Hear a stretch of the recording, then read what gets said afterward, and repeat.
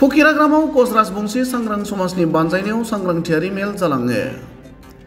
13 जुलाइ रबिबारखालि क'क्राझार जिल्ला सिंनि फकिराग्रामनि रायजोआरि नब्लाङाव कच राजबंशी सांग्रां समाजनि बानजायनायाव हारिनि सुबुं सानखो आरो कच राजबंशी हारिनि फारफ्रोमबो बिथिंनि जौगानाय लामा दिहुननाय जेरै सोलोंथाइ, रांखान्थि, राजखान्थि, हारिमु आरो समाजारि जेंनाफोरनि सायाव मेहेर गोनाङै सावरायनाय जालाङो।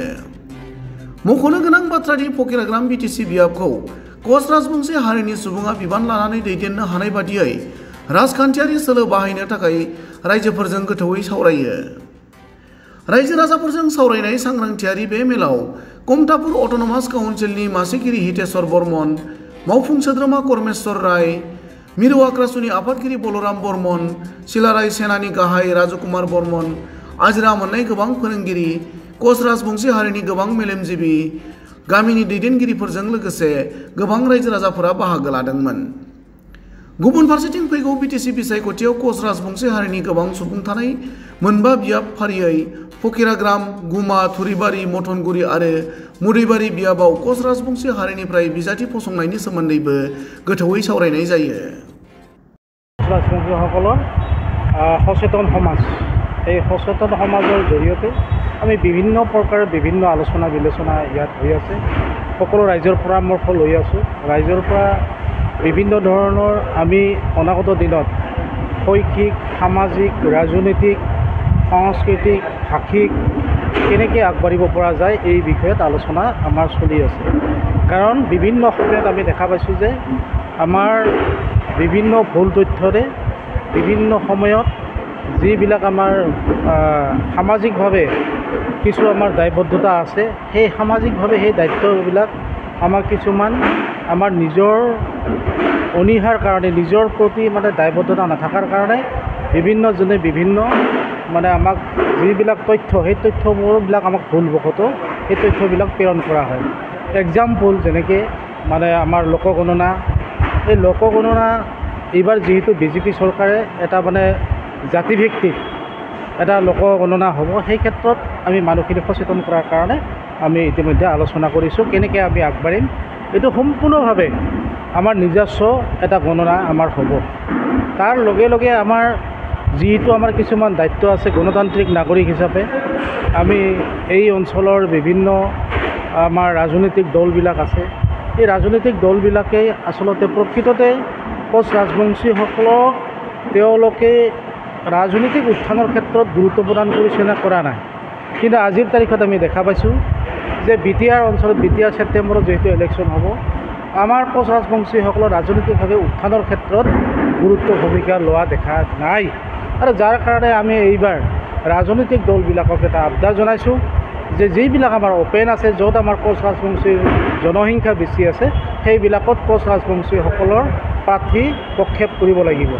বিশেষকৈ 1 নম্বৰ বিজেপি চৰকাৰকো আমি এই সম্পৰ্কত বিজেপি ৰাজ্যিক সভাপতি সন্মানীয় মুখ্যমন্ত্ৰীদেৱক এই বিষয়ে আমি অৱগত কৰা হৈছে।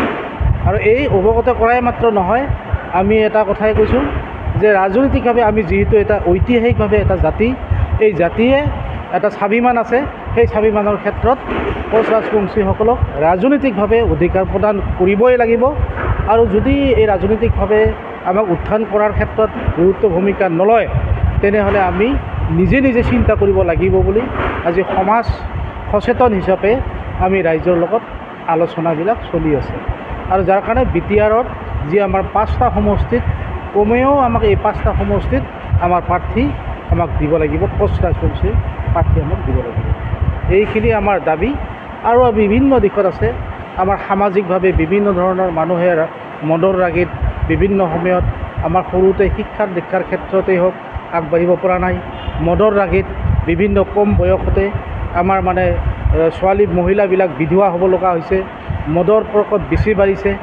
এইবিলাক কিন্তু আমাৰ কৰণীয় কাম আছে। মাটি বাৰী বিক্ৰী আৰম্ভ কৰিছে, কোনো ক্ষেত্ৰতে যেনে আমাৰ মাটি বাৰী বিক্ৰী নহয়, কোনো ক্ষেত্ৰতে যেনে নিজৰ সম্পত্তি প্ৰত্যেক সম্পত্তি বিক্ৰী কৰা নহয়, তাৰ কাৰণেও আমি এইবিলাক আলোচনা কৰি ইয়াৰ এটা বিকল্প ব্যৱস্থা কৰাৰ কাৰণে আমি আগবাঢ়িছোঁ।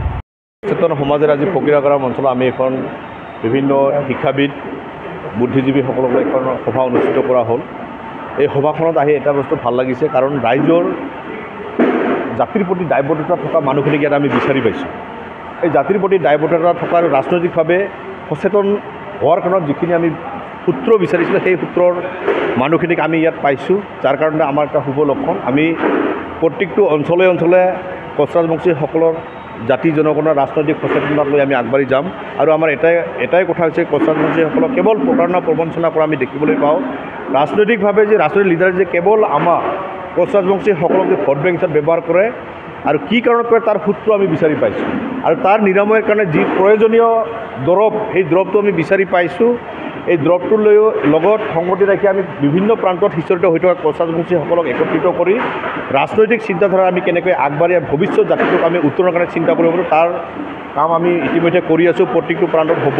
আজি ফকীৰাগাৰাম হৈছে, এইবাৰ চালেখাটি হ'ব, বেলেগ BTR যিহেতু BTR ইলেকশ্যন চলি আছে, তাৰ BTR ইলেকশ্যনৰ আগমুহূৰ্তত কোচৰাজবংশীসকলৰ ফালৰ পৰা আমি 5টা সমষ্টি ডিমাণ্ড কৰিছোঁ। কাৰণ আমি বিগত দিনত আমি দেখিবলৈ পাইছোঁ কোচৰাজবংশীসকলৰ সমস্যা সমাধানৰ কৰাৰ ক্ষেত্ৰত ৰাজনৈতিক যে আমাৰ ভূমিকা হ'ব লাগিছে, সেই ভূমিকা আমি হ'ব পৰা নাই।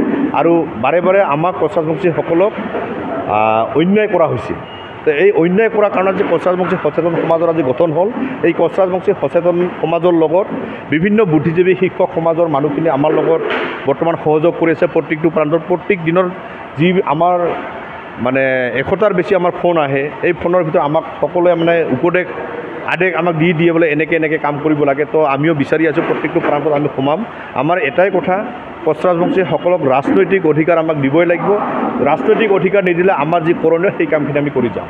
আমি নুঠে। আৰু লগতে এটা কথা ক'ব বিচাৰিছোঁ অসমৰ মাননীয় মুখ্যমন্ত্ৰী ডাঙৰীয়াক, আপোনালোকে কোচৰাজবংশী জাতিৰ প্ৰতি যদি ভাল ভাৱ আছে, তেতিয়াহ'লে কোচৰাজবংশী জাতিৰ যদি ভৱিষ্যত বাচাই ৰাখিব বিচাৰে আৰু অসমখন যদি সুৰক্ষিত কৰিব বিচাৰে, তেতিয়াহ'লে কোচৰাজবংশীসকলৰ যি জনজাতিকৰণৰ দাবী, এইটো অতি সোনকালে বাস্তৱসন্মত এটা দিশ নিৰ্ণয় কৰাৰ কাৰণত আমি আহ্বান জনাইছোঁ।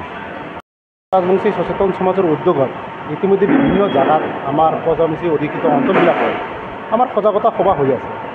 আৰু সজাগতা সভাৰ উদ্দেশ্য হ'ল আমাৰ যি আগন্তুক যি জনগণনা হ'ব, জাতি জনগোষ্ঠীলৈ জনগণনা হ'ব, এইটো আমাৰ উদ্দেশ্য সজাগতা কৰিব লাগে আমাৰ মানুহখিনিক। তাতে চবেই কনচিয়াছ হ'ব লাগে এই ক্ষেত্ৰত, তাতে নিজৰ পৰিচয়খিনি তাতে আমি চবেই আমাৰ চব গৌৰৱেৰে আমি যে দিব পাৰোঁ। আৰু আমাৰ শিক্ষাৰ ক্ষেত্ৰত কিছু আমি আলোচনা কৰিলোঁ, আমাৰ ৰাজনৈতিক ক্ষেত্ৰত কিছু আলোচনা কৰিলোঁ। আৰু ইতিমধ্যে আমি আমাৰ আগন্তুক দিনৰ যি আমাৰ কাৰ্যক্ৰমণিকা আমি লাহে লাহে আগবাঢ়ি যাম। আৰু আজি 13 তাৰিখ ফকীৰাগাৰামত হ'ল, আৰু 16 তাৰিখ আমাৰ ভোটগাঁৱত হ'ব, আমাৰ 18 তাৰিখ চেৰপাংগুৰিত হ'ব, আৰু 20 তাৰিখ তুলসীবিলত হ'ব। এইভাৱে আমাৰ ৰাজখিনিক আমি সজাগতা মানে সভাৰ জৰিয়তে যাতে আমাৰ ৰাজনৈতিক ক্ষেত্ৰখনতে হওক বা সামাজিক ক্ষেত্ৰখনতে হওক বা আমাৰ সংস্কৃতিৰ দিশতে হওক, আমি আমাৰ যিটো সমাজখনৰ যি সংস্কাৰৰ যি ব্যৱস্থাপনা যি প্ৰক্ৰিয়া, এইটো প্ৰকাৰৰ কাৰণে আমি আমাৰ সচেতন সমাজে ইতিমধ্যে কাম কৰি আছোঁ। ইতিমধ্যে মানে যেতিয়া নিৰ্বাচন হ'ব আৰু ৰাজনৈতিক সমুদায়ৰ পৰা 5খন পৰিষদীয় সমষ্টিত কেণ্ডিডেট বিচাৰিছে। হয়, চাওক, যিহেতু আমাৰ সজাগতা সভাত আমাৰ ৰাজনৈতিক বিষয়টো সন্নিৱিষ্ট হৈ আছে। আৰু এই ক্ষেত্ৰত আমাৰ কোচৰাজবংশী মানুহখিনি ৰাজনৈতিকভাৱে আমি লাঞ্ছিত বঞ্চিত হৈ আছোঁ। BTC আমাৰ ইতিমধ্যে আমাৰ সন্মানীয় ৰাজ্যিক সভাপতি ডাঙৰীয়াকো আমি অনুৰোধ কৰিছোঁ যাতে কমেও 5টা সমষ্টিত আমাৰ কোচৰাজবংশী মানুহক প্ৰাৰ্থিত্ব প্ৰদান কৰিব লাগে।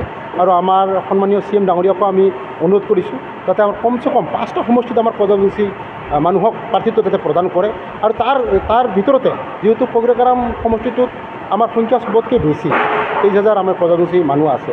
এই ক্ষেত্ৰত আমি ফকীৰাগাৰামক প্ৰাধান্য বেছি দিছোঁ, যাতে আমাক ৰাজনৈতিকভাৱে আগবাঢ়িবৰ কাৰণে যাতে আমাক কমচে কম 5টা MCLA বনাই যাতে আমাৰ ৰাজনৈতিক যিখিনি আমাৰ সুৰক্ষিত কৰা যি ব্যৱস্থাপনা, এইখিনি যাতে চৰকাৰে কৰে, তাৰ বাবে আমি আহ্বান বাৰে বাৰে কৰি আছোঁ। কোচৰাজবংশী সচেতন সমাজৰ তৰফৰ পৰা এখন সভা আমি আহ্বান কৰিছোঁ আৰু সভাখন সুন্দৰৰূপে শেষ হ'ল। এতিয়া কথাটো হ'ল কি, কিয় আমি এই সভাবিলাক কৰি আছোঁ? আমাৰ এইখনেই প্ৰথম বা শেষ সভা নহয়। আমি ইতিমধ্যে 2খন সভা কৰিছোঁ, আজি এইখন তৃতীয় যিখন আমাৰ সভা, এইখন সভাতো যথেষ্ট সংখ্যক মানুহৰ সহযোগ সহানুভূতি আমি পাইছোঁ। আৰু বিশেষকৈ যিখিনি জাতিক ভাল পোৱা আমাৰ মানুহ আছে, এইখিনি ওলাই আহিছে। জাতিক ভাল পোৱা মানে এইটোৱেই বুজায় যে যিসকলে জাতিটোৰ কাৰণে চিন্তা কৰে। আজি বহুদিন ধৰি আমি লক্ষ্য কৰি আছোঁ, আমাৰ ৰাজবংশীসকলক চৰকাৰৰ বা যিকোনো ৰাজনৈতিক দলে আমাক খুব প্ৰতাৰণা আৰু বঞ্চিত কৰি আছে। এই প্ৰতাৰণা আৰু বঞ্চিতৰ হোৱাৰ কাৰণে আমি এইবাৰ সজাগ হ'বলৈ বাধ্য হৈছোঁ।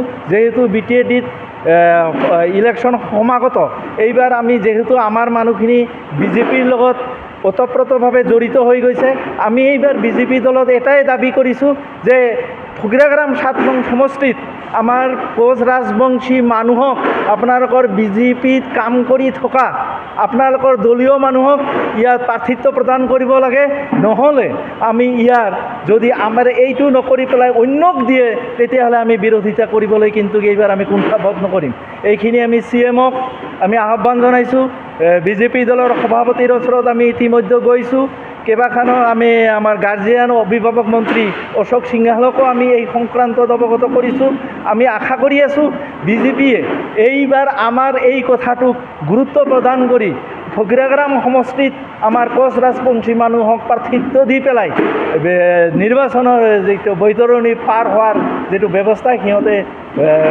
যোগাত্মকভাৱে চিন্তা কৰি পেলাই ল'ব বুলি আমি ধাৰণা কৰোঁ আৰু এই ধাৰণাটো কিয় কৰোঁ কাৰণ আমাৰ জাতিটোক যিজনে প্ৰতাৰণা কৰি আছে এই প্ৰতাৰণাৰ পৰা আমি মুক্ত পাব বিচাৰোঁ আমি আজি হিৰমন্যতাত ভুগি আছোঁ 23,000 জনসংখ্যাৰ ভোটাৰ থকা সত্ত্বেও আমাৰ মানুহ আজি বেলেগ সমষ্টিৰ পৰা ধাৰ কৰি অনা প্ৰাৰ্থীয়ে আমাক আজি শাসন কৰি আছে ইয়াৰ আমি পৰিত্ৰাণ চাওঁ আৰু এই পৰিত্ৰাণ বিচাৰি আমাক যি কৰিব লাগে আমি সচেতন সমাজে কৰি পেলাই আগবাঢ়ি যাওঁ